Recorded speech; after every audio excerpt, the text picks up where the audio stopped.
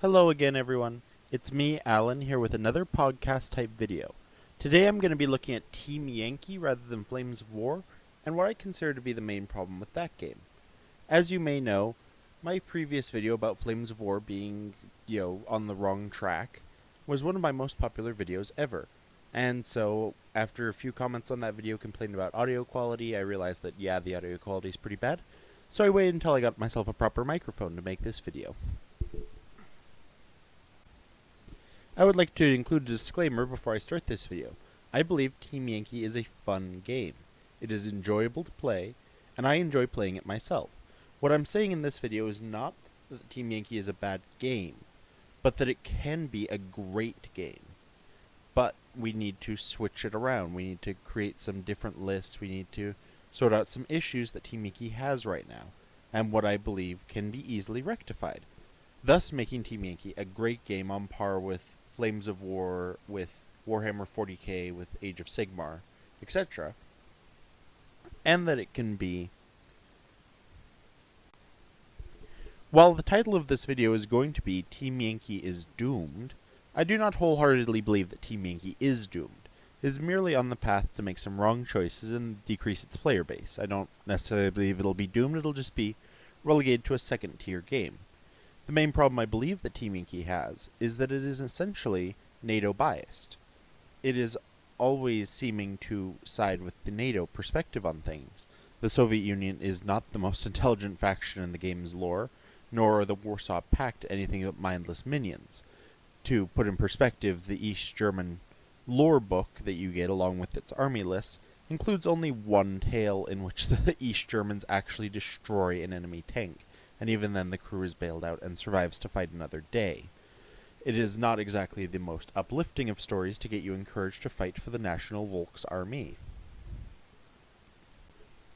Though some of you may be saying that this is not overly an issue for the game, I believe that it is, as these games tend to thrive on red versus blue type situations. If you're playing as the United States player, you don't always want to be going against Britain, France, the Netherlands, Canada, etc. Which brings me to my next point. NATO has far more and far better fleshed out nations than the Warsaw Pact does.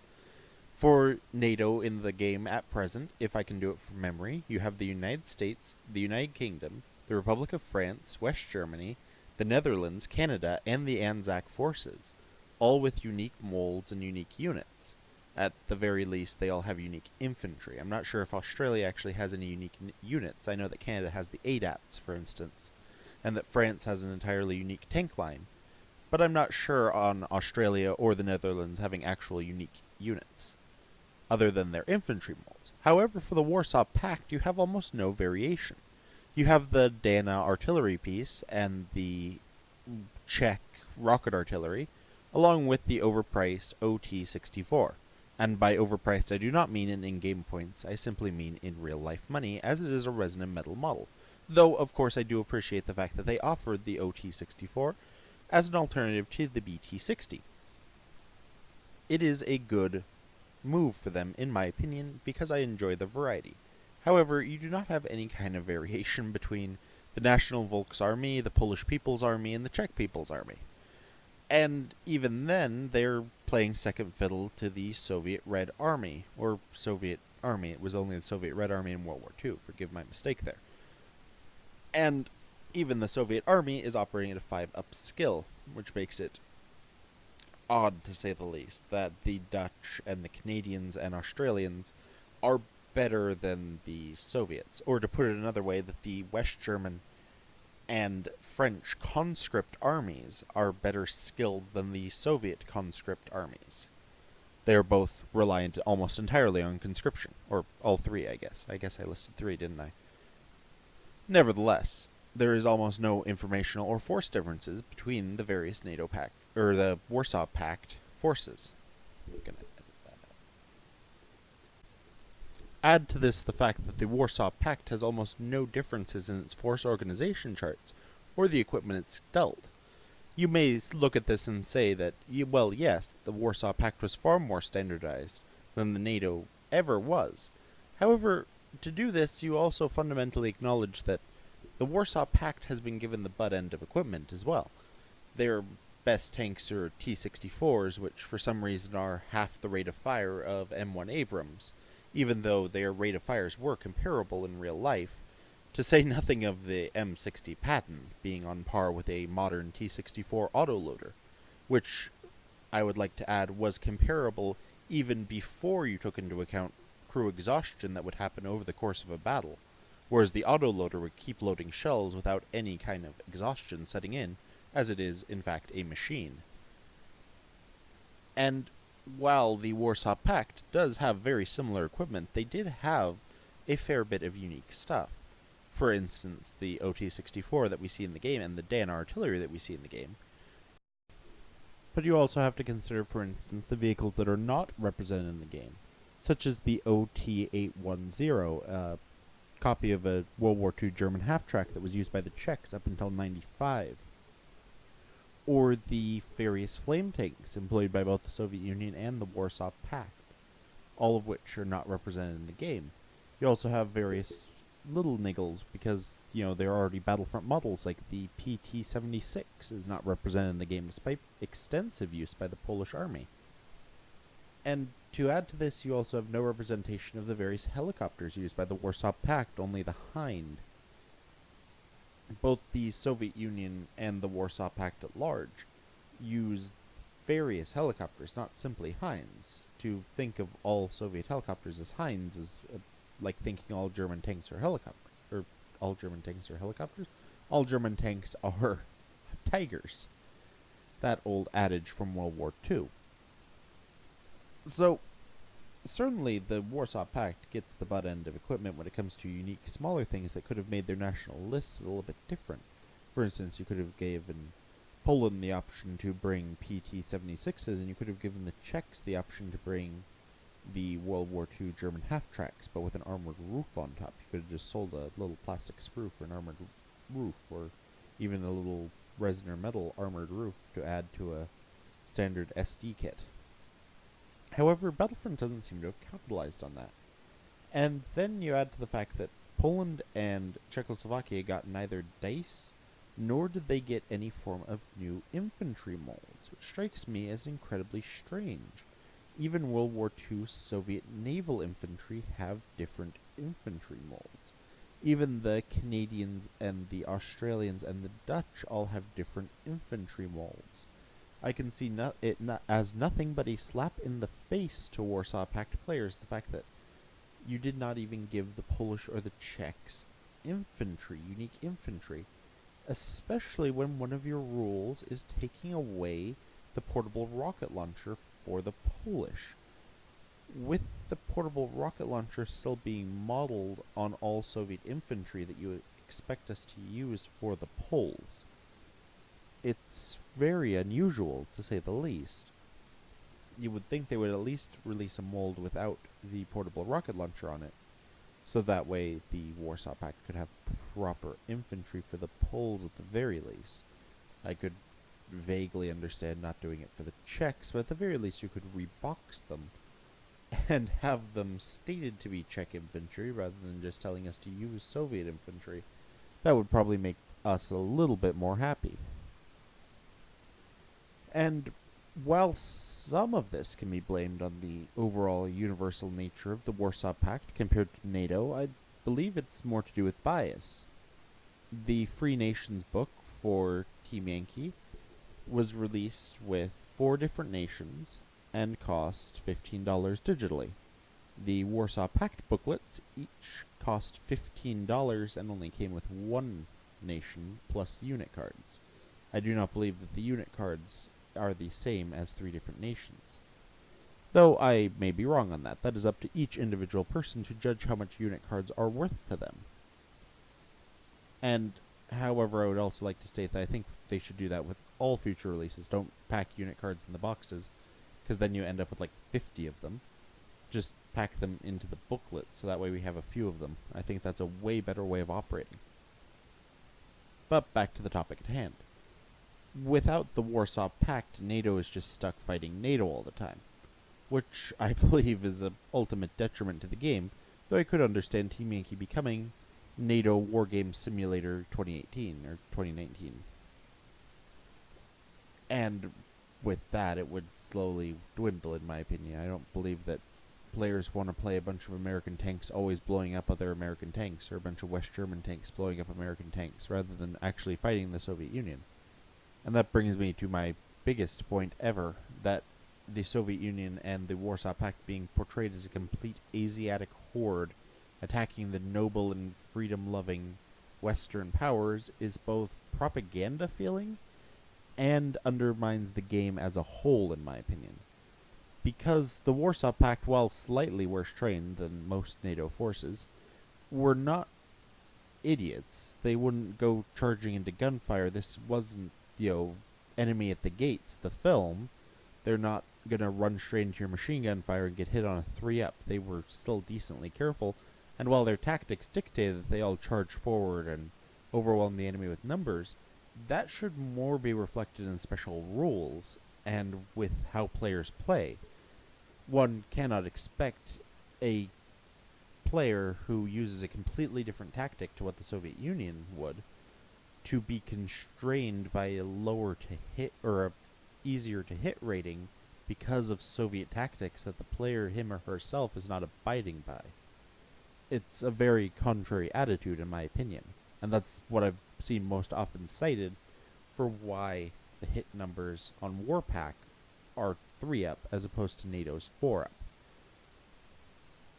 I believe that at the very least you could do is give the Warsaw Pact a veteran unit, similar to how guards are in Flames of War. Perhaps you could call them A-group assault units and have them all hit on a 4-up, but at the same time restrict them so that they can only use good equipment and have them pay a premium for it. Instead of being organized at the battalion level as they are in-game, have them organized at the company level like NATO forces are, and thus have the points costs adjusted accordingly, thus making it so these A-group units are not horde armies, but they are still Warsaw Pact armies. You could also give them things like T-72 missile launchers, which the T-72 could do historically. And while of course some units could simply be A-group assault units, you could also include better upgraded technology such as the T-80, which I believe has been a long requested tank for the Warsaw Pact, as it would be the most advanced fighting vehicle the Warsaw Pact could field. Furthermore, it rather perplexes me that in this universe of Team Yankee, where the Soviet Union had enough extra BTR 60s to supply to both the Czechs and the Polish, that they do not see fit to have the Czechs arm themselves with additional T-62s rather than simply importing them all. This T-62 being added to checklists would have given them an additional unit that could have been unique for the Czechs. And it would have made historical sense, as Czechs were large producers of the T-62, even though they never historically used it. However, in a World War III situation, I believe that it would not be unreasonable for the Czechs to have the T-62 in frontline service, as it would be at least better than their T-55s, if not more cost-effective. And while the T-80 would be a step on the right track, you could also include the T-90 with just a little bit of finicking, as both the ADATs and the Sergeant York prove that both time and production models are not overly set in stone for this game, and the very earliest T-90 models could have been put in production within the time frame provided by the ADATs, and thus give the Soviet Union a tank that would rival even the M1A1 Abrams for best tank in the game. Overall, I do not see where Team Yankee is going to be going from here on out. NATO can certainly expand to fill its roster with additional nations, such as Italy, which would be very nice. Spain, the Swedes could be an excellent contender with their S-Tank. Even Turkey would provide a nice Middle Eastern flair. And their next book, Oil Wars, will be providing Israel and Iraq for the NATO forces, while the Warsaw Pact will be gaining Iran, which is very contrary in my opinion. However, Warsaw Pact does not have very far to go. You could add China and North Korea hypothetically, but I believe in Team Yankee lore that they remain largely neutral, However, I wouldn't put it past Battlefront to add them to the game. Adding to that, you could hypothetically add Finland and Romania to the game with slightly different units for both of them. I know for the Finns, they still had some operational T-34, 85s, I want to say, in their training units, so you could add those to the game, hypothetically. You also have Cuba, which had T-34, 85s in regular service, which would add yet another interesting unit. And they are portrayed in the book as being part of the Warpack forces, and apparently Fidel Castro is Thanos and made the entire U.S. fleet disappear with a snap of his fingers, because the U.S. Navy does not interfere with Cuba going to Angola, which is interesting to say the least. However, none of those above lists provide anything that would be elite forces. Perhaps North Korean special forces or Chinese special forces, but none of them have elite equipment, even if they do have elite training or elite morale. So I believe the only way that the Warpack can go from here on out is down. You can have fearless conscript North Koreans charging across the border, which I believe would be apt for North Koreans, especially if you add in the People's Battalions, which still use PPSHs to the modern day, which is ridiculous. And you could also add Vietnam and those. However, I believe that going down is not necessarily the best way to go for the Warpack forces at this moment, as it would simply create even bigger hordes for their armies. And the idea of hordes being even bigger brings me to my final point. While you may think that hordes being even bigger is fine because that's inherently balanced against the superior NATO tanks, and while I argue in theory that is true, the problem is that theory is not the reality on the ground. The reality on the ground is that we're not playing a computer game, we're playing with tiny plastic models, or resin models, or whatever. And we have to buy each individual model. On average, a plastic tank is $9 each. On average, a resin tank is $10 to $12 each. And the fact that the Warsaw Pact outnumber their foes 2 or 3 or 4 or even 5 to 1 renders the fact that they're a horde army a little bit ineffective when you're asking for the Warsaw Pact player to shell out $265 for every $45 that a NATO player shells out. And that's assuming you're both running relatively elite tanks. I cannot abide by the fact that the Warsaw Pact players are asked to pay monumentally more money than NATO players are, and it's what I believe is causing a downturn in NATO players at tournaments and such, who can afford to buy and has the time to paint so many little plastic models. Certainly some of us do, but not everyone does, and it makes the cost of entry for Warsaw Pact players way better. Or way higher, not better, higher. Special note. Look at the cost of entry that Uncle Adam talks about on his show. It's a wonderful thing. That show, I'll link it in the little thing down below, the doobly-doo, as it's called. And the fact that you can't get an honest, good feel for the game with blue on blue leads me to the idea that eventually the game will die, because of the fact that the Warsaw Pact are so expensive, forces-wise. And I understand Battlefront's reasoning for making them a horde faction, seeing how hoardy they are, and how much money they must make from their Warsaw Pact sales, even if they're giving more attention and love to NATO. And that's basically my final point, is that you cannot have a massive Warsaw Pact player base on par with NATO's player base if you are constantly increasing the price for entry for the Warsaw Pact. The Czechs can bring 20 tanks for the cost of a duo of Leopard 2s, at least. At least.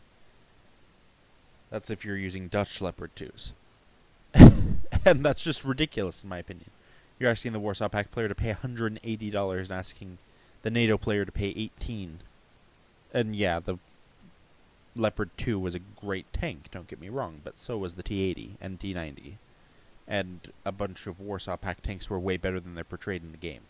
And I'm not advocating for the Warsaw Pact to get better tanks without having to pay for them. That's my whole point, is that Warsaw Pact should have company-level lists as well as the battalion-level lists it has now. That's basically the entire thing. They should be company-level. That's it. Full stop. And I believe anybody who argues against that, well, I don't know what you're thinking. So let me know in the comments. And subscribe if you want to subscribe. And let me know what you think. Do you disagree with me? I'd be happy to hear any disagreeing viewpoints. Please don't let your comments be filled with the bias of the Cold War, though, and just ramble off the top of your head. If you want to talk about firing rates or crew training, I would like sources on these, as I would like to better educate myself. And if it turns out I'm wrong and people comment a bunch of sources that say, hey, look, this is really how it was in the Cold War, then I will make a follow-up video to this and say, I'm so sorry, I was wrong. We still need better tanks for the Warsaw Pact, but I was wrong about the current tanks being able to be on par with the NATO tanks. And that's about it, you know. I don't really have an outro for these videos other than asking you to like and subscribe and such if you like it, so have a good night.